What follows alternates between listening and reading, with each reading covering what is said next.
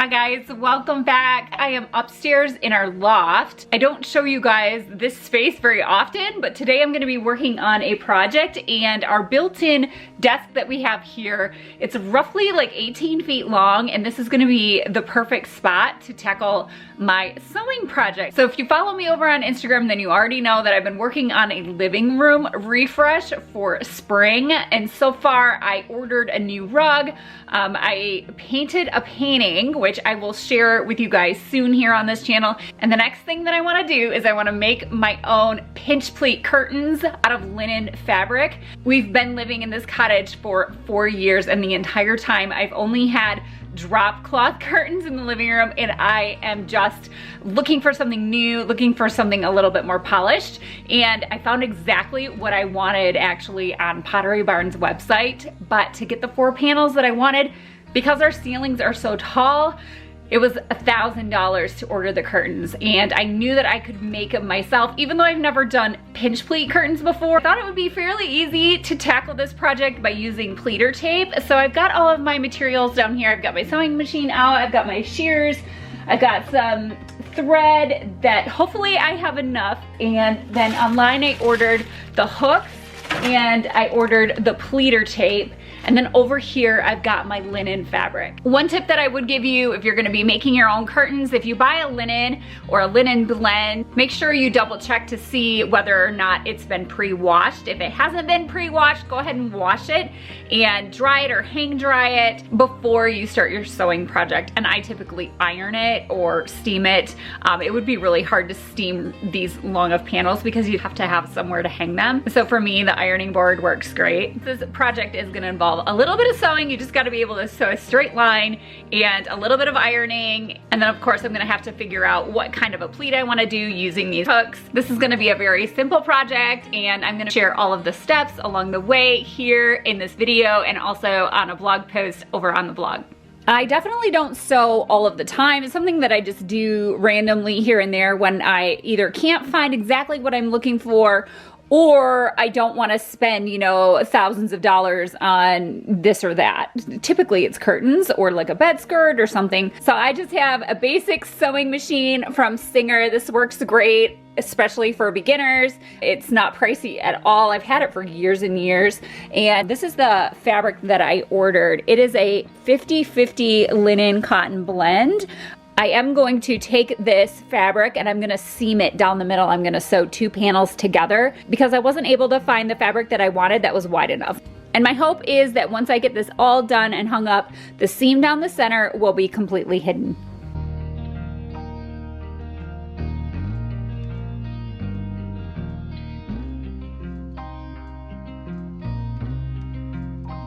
Got all my fabric cut to length. What I'm gonna do is I'm going to sew 2 panels together. I ended up buying fabric that was around 50 inches wide, and I wanted 100 because I knew it was gonna shrink up at least by half, if not more. I've never used pleater tape before, but I know that we're gonna lose a lot of width using this and, you know, puckering up those pleats. So next I'm gonna pin 2 of these panels together, and then I'm gonna run them through the sewing machine, and then I'm gonna iron it so it's really flush. Hopefully this seam will be hidden. It's gonna be the only vertical seam in the curtain panel, and I'm gonna try and hide it in a pleat.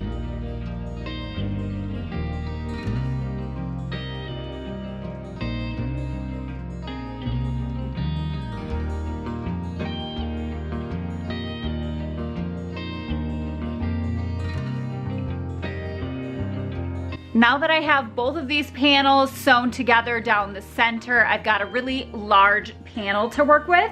And what I'm gonna do next is I'm gonna take the edge and I'm going to fold it over once, fold it over again, and run my iron over it. I like to iron the edges of things, make sure they're very, very straight and perfect before I pin them and run them through the sewing machine. I find that I have a lot better luck when I do it that way. It just keeps everything nice and straight.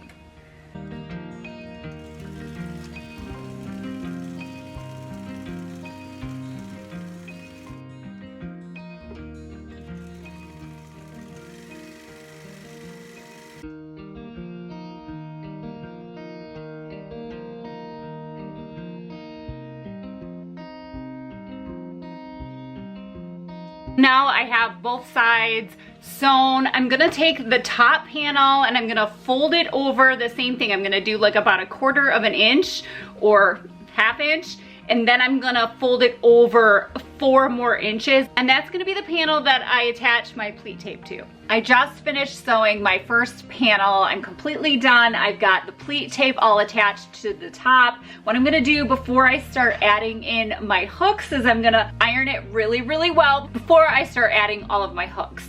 That way later I can go back and iron the rest of the curtain if I need to, or when I hang it up I can just use my steamer. You can see I have the pleat tape all sewn on, and how I attached it was I stitched a line right here. You can kind of see it, and then the pleat tape has like a dotted line, and so I just followed that all the way across, making sure to keep my open tabs facing downward. So this is the top of the curtain here, and these are the little tabs that will be sliding in our hooks. I just finished ironing the top panel that has the pleat tape, and before I start putting in all of these hooks, I wanted to give you a close-up look at exactly what pleat tape is. So it's basically a 3-inch strip, and every 1.5 inches it has an opening to slide the hooks. And here's a close-up of the hook. You can see it has 4 prongs and a hook in the center. So now I'm ready to install my hooks. I've got my curtain panel upside down, so the top of it is facing me. And I'm gonna start a couple inches from the edge. I'm gonna put my hook in the second slot here, and then I'm going to gather it and grab the next one. After I've grabbed my second one, I'm gonna grab a third one, and then a fourth. And then I'm just gonna kind of pinch it together to make it a little bit easier to slide it down in.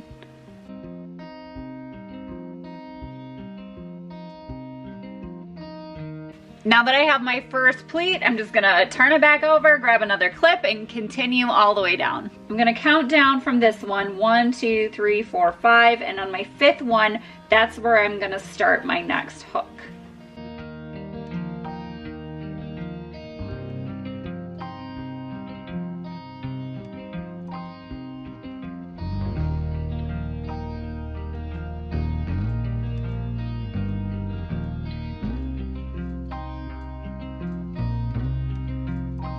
Now that I have the whole curtain assembled, I decided to bring it down here to the living room and hang it up on my curtain rods. That way I could get an idea of how long I wanted it to be and where I wanted to hem it. Now I did want it to hit the ground and then have a couple of inches.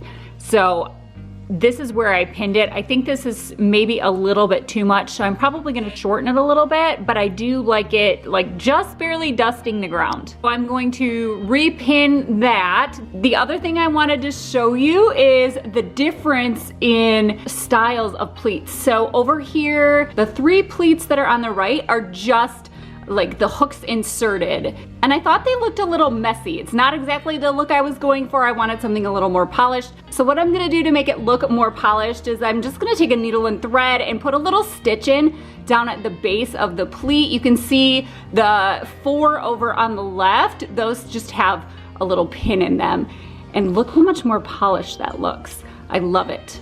I'm gonna finish pinning the rest of the pleats that are over on the right before I take them down, and then I'm going to hand stitch those and take this back upstairs, iron the bottom before I hem it. I made this bottom cuff 4 inches long, and I haven't decided yet whether or not I'm going to hand hem this for a cleaner look or if I'm going to sew it on my sewing machine. I don't know all of the settings on my sewing machine. I don't sew all the time. So I'm gonna play around with some scrap fabric, see if I can find a setting that makes the hem kind of disappear into the fabric. And if not, I'm just gonna hand hem this.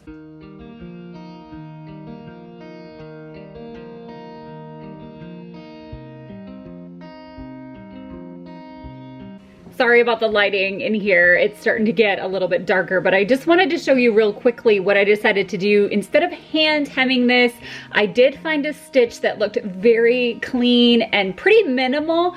The only thing is I didn't like the under stitch as much as I liked the top stitch. So what I did, instead of sewing it from underneath, I actually took my pins, I reversed it, I put my pins on top. I actually just followed it by feeling where the edge of that hem was, instead of, typically I would, you know, flip it upside down and sew it that way. But I liked the clean look. Here, I'll see if I can give you a close-up of the hem on the top side. So I'm really happy. It saved me a lot of time by doing it this way. Even though it was a little trickier not being able to see where I was going and kind of feel it out as I went, but it ended up working out. So I'm going to flip the panel around and I'm gonna work on hand stitching all of the little pleats.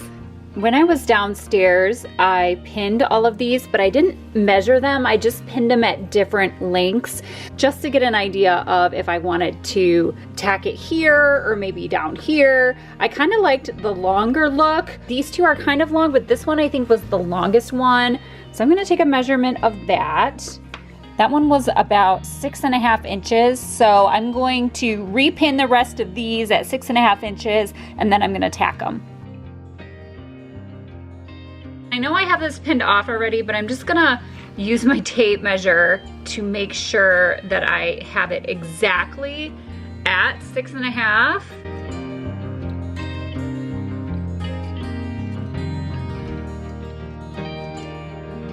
I just hung up my second curtain panel and you can kind of see it here right next to my old drapes. Those are just drop cloth curtains. And even though the drop cloth and the new linen fabric are very similar in color, I think they look so much better. I love how structured and polished the pinch pleat curtains are, and I'm absolutely thrilled with how they turned out. You can find all of the details and links to all of the materials that I used here for this project over on my blog, fletchercreekcottage.com. Thanks so much for hanging out with me today, and I'll see you in the next video.